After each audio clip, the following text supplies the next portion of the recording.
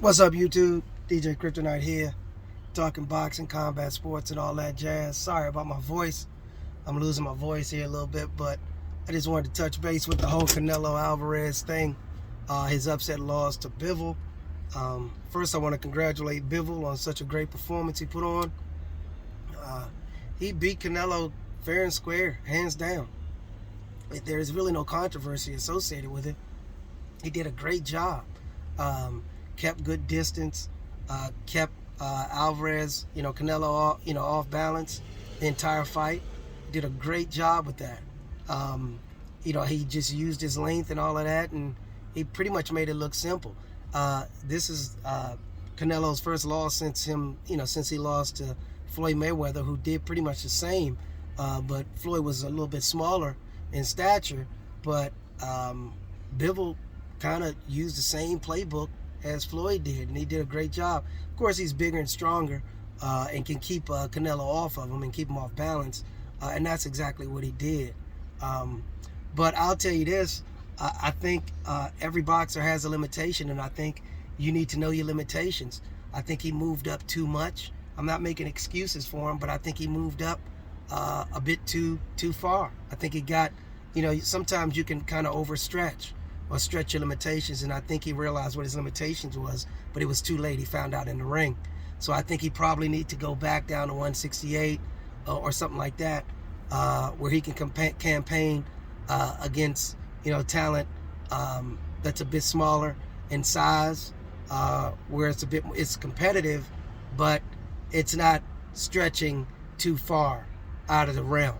Because at this stage, I think he stretched a bit too far out of the realm. Like I said, everybody's bodies have their limitations, and I think he actually demonstrated he should not be at light heavy. It was great. I know he was chasing legendary status. He was chasing greatness, and sometimes you fail, and I think that's what he did. Now I'm hearing that Bivol wants the other belt at 168 that Canelo has in the rematch.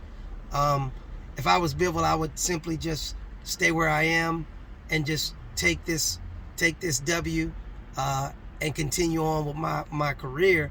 But if there's a rematch clause, I would take it at light heavy. That's where Bivol is at his best, at his strongest. So I would actually take that fight. I wouldn't worry about the 168 belts. And I think that's where Bivol will make the mistake, trying to challenge Canelo at 168. It's not a good idea. I would actually, if the rematch clause is in place, I would actually campaign or accept the rematch or honor the rematch, but at light heavy. There's no way I would take it at 168. That would be a mistake.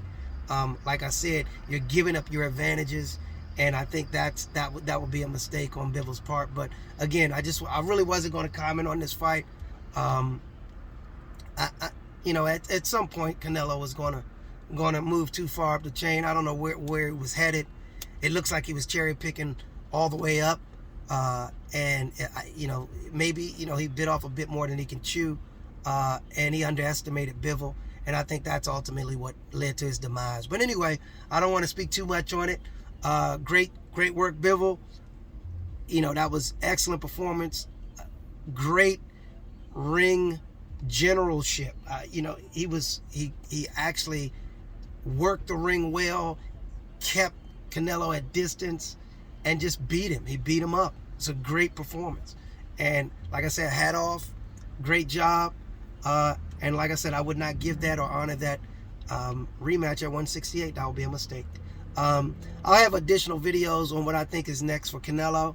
But again, he was chasing greatness and he fell a little short. So anyway, I commend him, but I think he was doing a bit cherry picking, and I think he underestimated that guy Bivol in this fight. So anyway, like, subscribe, comment, and DJ Kryptonite out.